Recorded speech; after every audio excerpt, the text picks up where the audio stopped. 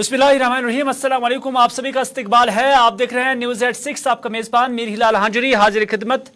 नाज़रीन किराम, news eight 6 पे मुतअद्दिद खबरें आए चाहती हैं, लेकिन सबसे पहले बात करते हैं पुलवामा की, क्योंकि जहां कल योम जमहूरिया की तकरीबात पूरे जम्मू कश्मीर के अंदर मुनक़द होंगी और सिक्योरिटी पॉइंट ऑफ व्यू से अगरचे पिछले कुछ दिनों से लगातार फोर्सेस के अमले, चाहे फोर्सेस की जितनी भी एजेंसियां हैं, वो सिक्योरिटी पे लगे हुए थे। जगह जगह पर हम देख रहे थे कि तलाशी कार्रवाई जारी है, लोगों की तलाशी ली जा रही है, गाड़ियों को रोका जा रहा था। लेकिन इसी दौरान अभी ये खबर आ रही है पहू पुलवामा से, जी हाँ, ये बड़ी बाग पहू पुलवामा का इलाका है, जहां पर एक मुश्तबह शाय फोर्सेस को मिली है। जिसके बाद जब फोर्सेस ने इसे नोटिस किया तो उसके बाद यहां पर बम डिस्पोजल स्क्वाड तलब किया गया। यानी खबर यही आ रही है कि यहां पर यह आईईडी थी, ये जो मुश्तबह शाही थी, बताया जा रहा है कि ये आईईडी थी, जिसके बाद बम डिस्पोजल स्क्वाड को तलब किया गया, जिसने इस शाही को नाकारा बना दिया है। और यह सब तभी हो रहा है जब कल जम्मू कश्मीर के अंदर भी मुल्क के दीगर हिस्सों की तरह 26 जनवरी की जो तकरीबात है वो मुनक़द हो जाएंगी। और पुलिस का कहना है कि वो इन तकरीबात को एहसन तरीके से मुनक़द कराने के लिए पुरअज़म है।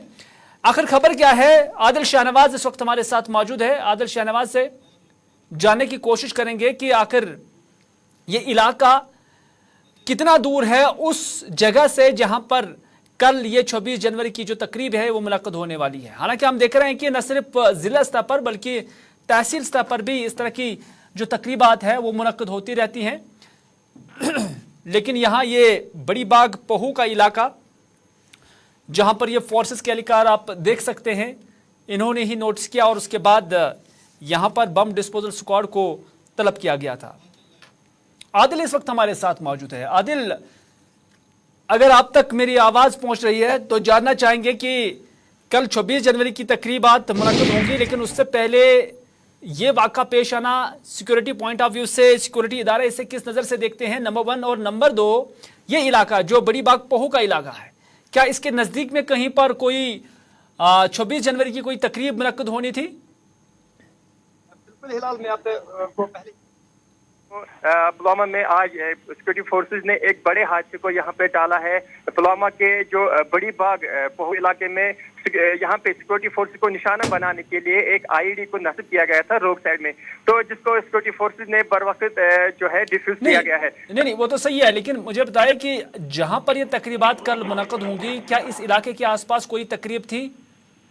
बिल्कुल हिला, ये भी बताऊंगा कि जो यहाँ पे जो सबसे बड़ी तकरीब होने वाली है योम जमहूरिया के सिलसिले में, वो यहाँ से लगभग जो है 5 किलोमीटर की दूरी पर है। हालांकि जो काकापुरा इलाका है, जो यहाँ से तकरीबन जो यहाँ जिस जगह आईडी को डिफ्यूज किया गया है, वो यहाँ से लगभग 2 किलोमीटर की दूरी पर है, क्योंकि हर एक तहसील में भी जो है ये जो है तकरीब मनाई जाती है, छोटी छोटी तकरीब ही लेकिन मनाई जाती है। तो हमको ये बताया कि 2 किलोमीटर के दूर पर है ये जो कल यहाँ पे जो तकरीब है मनाई जाने वाली है। जी, लेकिन कहीं ना कहीं जिला के अंदर, हालांकि हम देख रहे हैं कि साउथ कश्मीर हमेशा से ही इन एक्टिविटीज़ के लिए माना जाता था, लेकिन कुछ वक्त से एक तब्दीली यहाँ पर भी देखी जा रही थी। लेकिन एक बार फिर से 26 जनवरी की तकरीबात से कबल इस तरह की चीज़ें देखना और फिर आईईडीज़ होना और फिर उन्हें नकारा भी बना देना, तो इसे सिक्योरिटी पॉइंट ऑफ व्यू से किस नज़र से देखा जाता है? बिल्कुल, अगर हम बात करें साउथ कश्मीर की, खासकर पुलवामा की, तो काफी वक्त से ये जो पीसफुल रहा था, कोई मिलिट्री एक्टिविटीज इसमें नहीं देखने मिली थी। लेकिन जो 26 जनवरी है, इससे पहले जो यहाँ पे सिक्योरिटी फोर्सेज ने खास पेट्रोलिंग शुरू की थी और जगह जगह पे खुसूसी नाके भी कायम किए थे, ताकि यहाँ जो तकरीब है ये बड़े पीसफुल तरीके से अंजाम दी जाए। लेकिन जो हमने देखा कि जो आईडी मिलना यहाँ पे कुछ एक दिन पहले ही यहाँ पे, जो क्योंकि कल जो है तकरीब होने वाली है, तो इससे पहले यहाँ पे आईईडी मिलना, तो ये भी एक जो है सिक्योरिटी के हवाले से एक बड़ी बात है। लेकिन बिल्कुल, सिक्योरिटी के हवाले से एक बड़ी बात है पुलवामा के अंदर आईईडी ब्लास्ट हो जाना। हालांकि ये आईईडी से नाकारा बना दिया गया। फिलहाल आदिल शाहनवाज, आपका बहुत बहुत शुक्रिया जानकारी देने के लिए, क्योंकि इसके आसपास कुछ इलाकों के अंदर 26 जनवरी के हवाले से तकरीबात भी होनी थी और इस हवाले से पुलिस ने या फोर्सेस ने एक बड़ी कामयाबी हासिल की है, क्योंकि इस इलाके के अंदर इस आईईडी को पुलिस ने अब नाकारा बनाने का भी दावा किया है।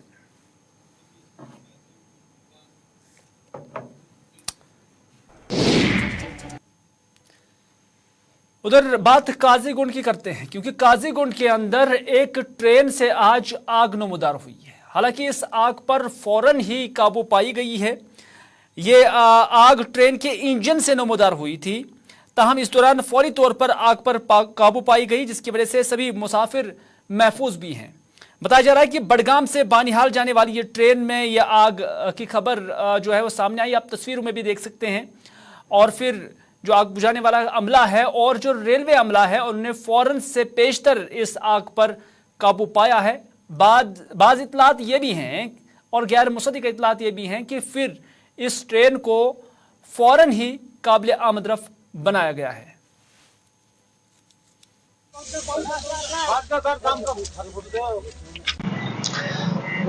मामूली आग लगने की वजह से ट्रेन अगरचे काजीगुंड के मुकाम पर कुछ देर के लिए रोकी गई है, उसके बाद ट्रेन अगले पड़ाव के लिए रवाना हुई है। बताया जाता है कि काजीगुंड के मुकाम पर ट्रेन में सवार बैठे लोगों ने उस वक्त आग को देखा जब वहां पर एक बोगी से धुआं नजर आया, तो उसके बाद जो सवारियां हैं और साथ ही साथ रेलवे पुलिस के साथ साथ रेलवे में काम करने वाले लोगों को जब नजर पड़ी तो उसके फौरन बाद वहां पर अमला पहुंचा और उस आग को बुझाने में वो कामयाब हुए हैं। हालांकि बोगी में सारे जितनी भी सवारियां हैं वो सही सलामत बताई जाती है और ट्रेन आगे के लिए रवाना। नज़ीम, बात महकमा मौसमियात की करते हैं। महकमा मौसमियात ने पेशन गोई की है कि कल और आज वादी कश्मीर के अंदर कुछ एक जगहों पर हल्की बूंदाबांदी या हल्की बारिशों का इम्कान है और मैदानी इलाकों में भी हल्की बारिशें हो सकती हैं, जबकि कुछ एक इलाकों में, खासतौर पर पहाड़ी इलाकों में हल्की बर्फबारी का इम्कान है। 27 की तारीख को मौसम खुश्क रहने का इम्कान जताया गया है। महकमा मौसमियात के डायरेक्टर इंचार्ज डॉक्टर मुख्तार का कहना है कि 28 और 29 को फिर हल्की से दरमियानी दर्जे की बर्फबारी पहाड़ी इलाकों में हो सकती है, जबकि उनका कहना है कि मैदानी इलाकों में बर्फबारी के बहुत कम इम्कान हैं। अलबत्ता जो मैदानी इलाका है यहां पर बारिशों का इम्कान जताया गया है। महकमा मौसमियात के डायरेक्टर का कहना है कि 30, 31 और फिर यकुम और 2 फरवरी को या 2 फरवरी तक ये मौसम कभी मतलब अबरालूद रहने का, कभी हल्की बूंदाबांदी, कभी बर्फबारी, ये सिलसिला 2 फरवरी तक जारी रहने का इम्कान है, ये डॉक्टर मुख्तार का कहना है। देखो, अभी वेदर जो है कंटिन्यूसली आपका लास्ट 55 डेज से जो है ड्राई स्पेल चल रहा है और आज से ही हमारा फोरकास्ट भी है कुछ एक जगहों पे लाइट स्नोफॉल की पॉसिबिलिटी है रीज के अंदर। और कल सुबह जो है 26 को खासकर कुछ एक मैदानी इलाकों के अंदर भी लाइट रेन के चांसेस हैं। पहाड़ी इलाकों के अंदर हल्की बर्फबारी जो है कल सुबह भी हो सकती है और उसके बाद कल आफ्टरनून से मौसम जो है थोड़ा खुल जाएगा और 27 को जो है अमूमन ठीक रहने के चांसेस हैं डे टाइम में। और शाम को जो है फिर से लाइट स्नोफॉल की पॉसिबिलिटी है कुछ एक हायर रीच में। फिर 28-29 के बीच में एक स्पेल फिर से जिसमें एक मॉडरेट WD अप्रोच करे, जिसमें हल्की से लेकर दरमियाना दर्जे की बर्फबारी खासकर मिडल और हायर रीच के अंदर, कुछ एक लोअर रीच के अंदर भी लाइट स्नोफॉल की पॉसिबिलिटी है। मैदानी इलाकों में आपका बहुत ही कम चांसेस हैं बर्फबारी के, कुछ एक जगहों पे लाइट स्नोफॉल की पॉसिबिलिटी फिर भी रहती है, खासकर आपके जो नॉर्थ और नॉर्थ वेस्टर्न पार्ट्स के जो डिस्ट्रिक्ट्स हैं इन जगहों पे। और इसी तरह एक स्पेल फिर से होगा आपका 30 और 31 के बीच में, फिर सिमिलर स्पेल जो आपका 1 और 2 फरवरी के बीच में भी है। तो कुल मिला के आपका लाइट टू मॉडरेट स्नोफॉल के चांसेस खासकर 28 तारीख के बाद, और मैदानी इलाकों के अंदर जो है हल्की बारिशें जो है रह सकती है। बाकी जम्मू डिवीजन के अंदर आपका फिलहाल 28 तक जो है वेदर ड्राई रहेगा, फिर 28 के बाद हल्की बारिशें खासकर मैदानी इलाकों के अंदर, कुछ एक हायर रीच के अंदर भी जो है आपका लाइट स्नोफॉल की पॉसिबिलिटी है। तो ओवरऑल जो है आपका एक वेट स्पेल जो इंटरमिटेंटली खासकर बर्फबारी पहाड़ी इलाकों के अंदर और यहाँ मैदानी इलाकों के अंदर भी रुक रुक के बारिशें, बाकी कोई। नज़ीम, बात करते हैं जम्मू कश्मीर पुलिस की। आपको बताते चले कि 26 जनवरी यानी योम जमहूरिया के मौके पर जहां मुल्क भर में सदर हिंद की जानिब से गैलेंट्री अवार्ड्स दिए जाते हैं, वहीं पर जम्मू कश्मीर पुलिस की जो फोर्स है उन्हें सबसे ज़्यादा इस साल गैलेंट्री अवार्ड हासिल होने का एजाज़ हासिल हुआ है। इस हवाले से दाखिला वजारत की जानिब से जो वेबसाइट है उस पर जम्मू कश्मीर पुलिस के हवाले से लिखा गया है कि उसमें 72 एजाज़ जो गैलेंट्री के हैं वो जम्मू कश्मीर पुलिस को मिल रहे हैं। और जम्मू कश्मीर पुलिस के सरबराह RR स्वैन ने, उनका कहना है कि ये जम्मू कश्मीर पुलिस के लिए एक एजाज़ है कि इस साल सबसे ज़्यादा अवार्ड्स जो है जम्मू कश्मीर पुलिस फोर्स को पूरे मुल्क के अंदर मिल रहे हैं। डीजी स्वैन ने कहा कि 72 ये अवार्ड्स हासिल होंगे। उन्होंने कहा कि दाखिला वज़ारत की वेबसाइट पर देखा कि जम्मू कश्मीर पुलिस को सबसे ज़्यादा अवार्ड्स हासिल हुए हैं। उन्होंने कहा कि जम्मू कश्मीर पुलिस काफ़ी संगीन हालात में काम कर रहा है। उन्होंने कहा कि पिछले पुरआशूब दौर और मिलिटेंसी के दौरान जम्मू कश्मीर पुलिस ने सबसे ज़्यादा कुर्बानियाँ दी हैं और पूरे मुल्क में जम्मू कश्मीर पुलिस ही वो वाहिद फोर्स है कि जिन्होंने तकरीबन 1600 कुर्बानियाँ दी हैं। उन्होंने कहा कि ये वो कुर्बानियाँ हैं जो पुलिस के एहलकारों ने जानी तौर पर दी हैं, लेकिन इसके अलावा कई एक हज़ार जो है वो ज़ख्मी भी हुए हैं। उनका कहना है कि कई एक पुलिस एहलकार ऐसे भी हैं या बहुत सारे पुलिस एहलकार ऐसे भी हैं जो मिलिटेंसी की वजह से उनके घर तबाह हुए हैं, उनके घर मुतासर हुए हैं, उनके फैमिलीज़ जो है या तो मुतासर हुए हैं या तो डिस्प्लेस हुए हैं। तो इस वजह से उन्होंने कहा कि जम्मू कश्मीर जो पुलिस है वो अपनी लाइन ऑफ ड्यूटी के लिए हमेशा से ही हाजिर रहे हैं। Since the inception of this violent phase of terror and intimidation, separatism and Pakistan-sponsored proxy war, in about last 33 years, we have lost more than 1,600 police personnel, and that's by far the largest amongst all security forces, including the central armed forces in Jammu and Kashmir. As I learned from the Ministry of Home Affairs website, we are the highest gallantry medal winners with as far as the state police forces are concerned. Chhattisgarh police also have won 26 gallantry medals, and when it comes to all forces including the Central Armed Police Forces, the CRPF is also another proud force to have won 65. In matters of competing with fellow police services in laying down the highest or traditions, standards of police service, showing a conspicuous gallant act in defending the motherland and ensuring protection of our people, life and limbs of our citizens. J&K Police once again has stood out. I compliment all officers and men and congratulate the award winners. I also take this opportunity to express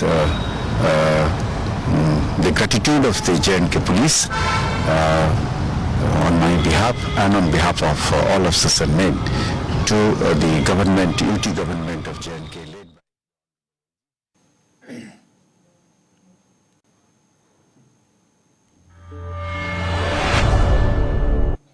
इधर मरकजी वजीर दाखिला अमित शाह ने आज नई दिल्ली से जम्मू कश्मीर के नए SRO 34 के तहत भर्ती होने वाले नौजवानों को वर्चुअली तौर पर तकर्री लेटर तकसीम किए और ई बसों के अलावा कुछ दीगर तरक्याती प्रोजेक्टों का भी उन्होंने वर्चुअली इफ्तिताह किया।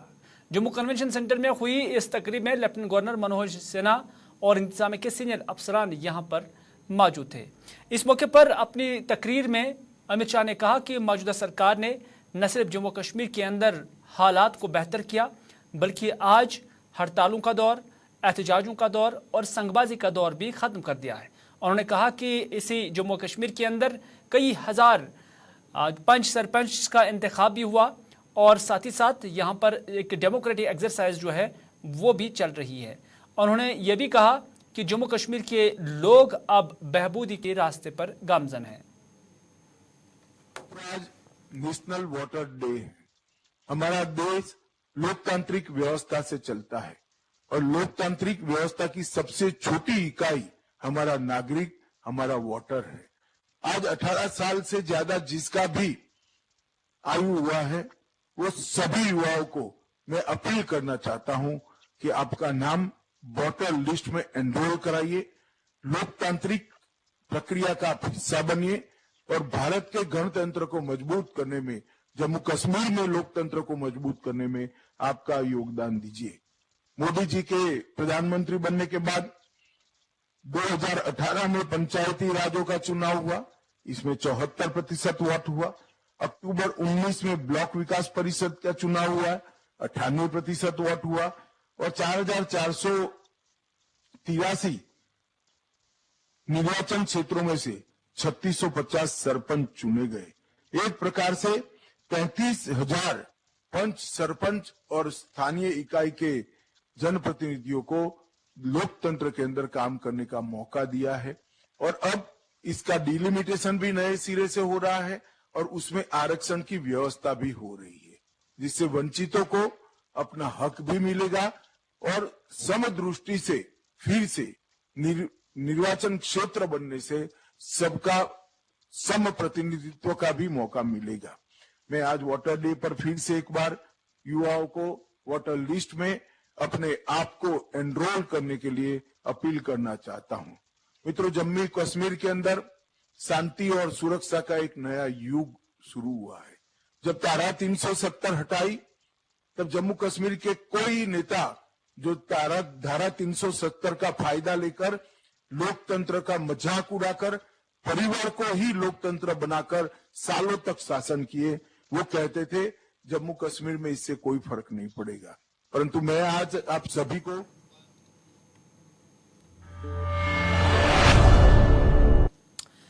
आज मुल्क भर के साथ साथ जम्मू कश्मीर में भी कौमी वोटर्स डे के हवाले से तकरीबात का इनेकाद किया गया। कौमी वोटर्स डे हर साल 25 जनवरी को मनाया जाता है ताकि जमहूरियत में वोट की अहमियत के बारे में बेदारी फैलाई जा सके। ये लोगों को इनके हक राय दही के बारे में ये दिन जानकारी फराहम करता है और ज़्यादा से ज़्यादा नौजवान वोटर्स को वोटिंग अमल में हिस्सा लेने की तरगीब देता है। वाज़ेह है कि 25 जनवरी 1950 में इलेक्शन कमीशन ऑफ इंडिया मोर्च वजूद में आने के बाद इस दिन को मनाने के लिए कोई रिवायत नहीं थी। ताहम साल 2011 में 61 साल मुकम्मल होने के बाद उस वक्त के सदर हिंद प्रतिभा देवी सिंह पाटिल ने 25 जनवरी को वोटर्स डे के तौर मनाने का ऐलान किया है। दरियासना आज इस दिन के सिलसिले में चीफ इलेक्टोरल ऑफिस की जानिब से एक तकरीब मुनक्कद हुई श्रीनगर में, जिसमें डिवीजनल कमिश्नर कश्मीर और जिला तरक्याती कमिश्नर श्रीनगर के अलावा दीगर लोग भी मौजूद थे। इस दौरान कई सारे नए वोटर्स में इलेक्शन शनाख्ती कार्ड भी तकसीम किए गए। इस मौके पर मीडिया से बात करते हुए डिवीजनल कमिश्नर कश्मीर विजय कुमार बिदूरी ने कहा कि कश्मीर जहां वोट के मामले में पीछे था, ताहम इस बार यकीन है कि अवाम पुराने सारे रिकॉर्ड तोड़ देगी। एक सवाल के पूछे जाने पर बिदूरी ने कहा कि कानून के मुताबिक मुल्क का कोई भी शहरी अगर यहाँ रिहाइश पजीर है तो उससे वोटर फहरिस्त में जगह मिल सकती है। अलबत्ता उन्होंने कहा कि ये सब तफसीलात मुतल्लिका महकमे के पास ही दस्तयाब है। उन्हें मेरी रिक्वेस्ट रहेगी, अभी आने वाला इलेक्शन है तो इससे पहले आप सभी एक बार प्लीज़ अपनी वोटर लिस्ट जरूर चेक कर लें, क्योंकि अभी आपके पास एक और मौका आएगा जिसमें आप इसको अपडेट करा सकते हैं। अगर किसी ने फॉर्म 8 है, ए है या 8 है या 7 है या 6 है, आप उसको भर सकते हैं। तो अगेन मेरी आपसे फिर से रिक्वेस्ट है कि जैसा वोटर्स डे हम जानते हैं, ये बहुत इंपॉर्टेंट एक्सरसाइज है और हमें फ़ख्र है कि हम लार्जेस्ट डेमोक्रेसी है पूरे वर्ल्ड की और उसमें भी इस बार सारी वोटिंग परसेंटेज के रिकॉर्ड तोड़ देंगे और साथ के साथ आपकी सहूलियतों का भी इंतजाम है। सर 2,31,000 वोटर्स ऐड हुए हैं फाइनल इलेक्टोरल रोल में। सर इसमें ये जानना चाहिए कि बाहर के नॉन डोमिसाइल पहले थे, अब यहाँ पे डोमिसाइल मिला। देखिए ये डाटा जो है अभी ऑफ हैंड तो मेरे पास है नहीं, बट जैसा हमारा देश का कानून है कि ऑर्डिनरी रेजिडेंस अगर है और सिटीजन ऑफ इंडिया है तो उसको जो है वोटर लिस्ट में जगह मिलती है। तो वो डाटा अज़म वादी में तामीर और तरक्की के दरवाजे खोलने के हुकूमत के ऐलान पर सवालात उठाते हुए ठेकेदारों ने आज कहा है कि माली साल के इख्तिताम के करीब भी ज़ेर इल्तवा वाजिबात की अदायगी नहीं की गई है। सेंट्रल कॉन्ट्रैक्टर्स कोऑर्डिनेशन कमेटी के जनरल सेक्रेटरी फारूक अहमद डार ने श्रीनगर में अपने दफ्तर में एक प्रेस कॉन्फ्रेंस से खिताब करते हुए अपने गम गुस्से का इजहार करते हुए कहा कि हुकूमत बजट के बाद माली साल के इख्तिताम पर भी ठेकेदारों को बोल चुकी है। डार ने कहा कि काम की मुख्तस रकम खत्म हो जाएगी अगर वो माली साल खत्म होने से पहले इसे इस्तेमाल नहीं करेगी। डार ने इंतजामिया से अपील की है कि ठेकेदारों की अदायगी जल्द से जल्द की जाए। खाली 2 महीने बचे हुए फाइनेंशियल ईयर को क्लोज होने के हवाले से अभी तक जो हमारी इंफॉर्मेशन है, हमारा फीडबैक है ठेकेदारों की तरफ से, कम से कम खाली 30 से 40% अभी पेमेंट हुई ठेकेदार साहिबानों की। अभी तक कम से कम 80% पेमेंट होनी चाहिए ठेकेदारों को, क्योंकि अभी फाइनेंशियल ईयर में खाली 2 महीने बचे हुए। हमारे ठेकेदार साहिबान बहुत परेशान है फर्शों के हवाले से, क्योंकि उनको आउटस्टैंडिंग होती है, बाजरी वालों की, सैंड वालों की, मजदूरों की आउटस्टैंडिंग होती है। अभी तक भी हमारे ठेकेदार साहिबान को क्लियर नहीं कर सकते, क्योंकि इतनी फाइनेंशियल सिचुएशन खराब है ठेकेदार साहिबान की।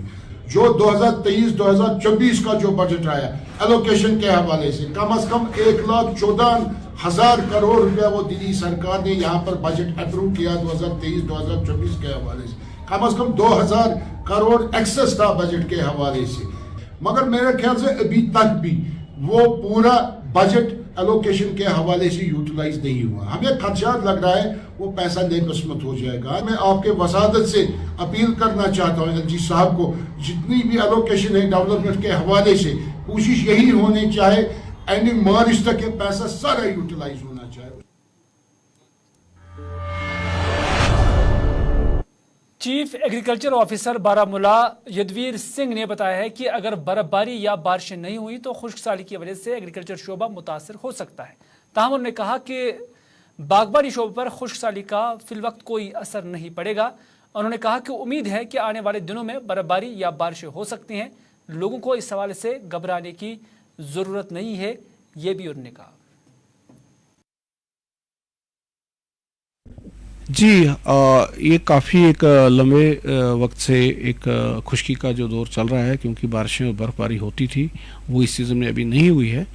इससे अलबत्ता हमारी जो एग्रीकल्चर और हार्टिकल्चर की जो एक्टिविटीज़ हैं उसमें थोड़ा खलल तो आता है, लेकिन मौसम के हिसाब से देखें तो हार्टिकल्चर में जो बडिंग होती है वो उसके लिए जो माकूल टेम्परेचर होता है, ठंडा टेम्परेचर है, क्योंकि टेम्परेचर ठीक चल रहा है, रात का टेम्परेचर काफ़ी ठंडा है, तो इसलिए हार्टिकल्चर के लिए अभी इतना कोई अलार्मिंग बात नहीं है और उसकी फ्रूटिंग के ऊपर कोई अभी तो नहीं लग रहा है। अलबत्ता एग्रीकल्चर के हवाले से ये है कि जो हमारी क्रॉप्स लगी हुई हैं सर्दियों में, खासकर मटर लगा है और हमारा ऑयल सीड लगा है, मस्टर्ड लगा है, उसमें हमें थोड़ा सा अंदेशा ये रहता है कि अगर गर्मी थोड़ा बढ़ जाएगी तो उसमें जल्दी फ्लावरिंग हो सकती है और फूल आने के बाद अगर बर्फबारी होगी तो ये नुकसान कर सकती है।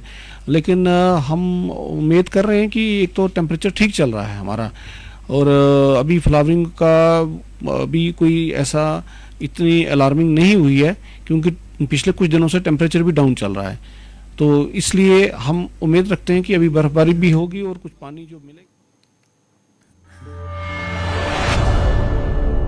नाज़रीन, आज की न्यूज़ एट 6 में बस इतना ही। अपने मेज़बान को दीजिए इजाज़त, इस वादे के साथ कि अगर ज़िंदगी रही तो आपसे फिर होगी मुलाकात। तब तक के लिए अल्लाह निगहबान।